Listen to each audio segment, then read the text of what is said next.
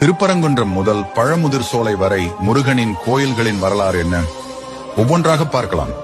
திருப்பரங்குன்றம் முருகனின் 6 படை வீடுகளில் முதலாவது படை வீடாக திகழ்வது. இங்குதான் முருகன் தெய்வானையை திருமணம் செய்து கொண்ட நிகழ்வு நடந்ததாக புராணங்கள் தெரிவிக்கின்றன. திருச்செந்தூர் முருகனின் அறுபடை வீடுகளில் 2ஆம் படை என்று போற்றப்படும் சுப்பிரமணிய சுவாமி கோயில் அமைந்துள்ளது. இவ்விடத்தில் முருகன் சூரபத்மனை அழித்ததாக கந்த புராணம் கூறுகிறது.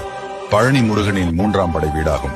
நாரதர் சிவனுக்கு அளித்த ஞானப்பழம் தனக்கு கிடைக்காததால் முருகர் கோபம் கொண்டு ஆண்டியின் கோலம் பூண்டு இந்த திருத்தலத்தில் தங்கிவிட்டதாக புராணங்களில் கூறப்படுகிறது.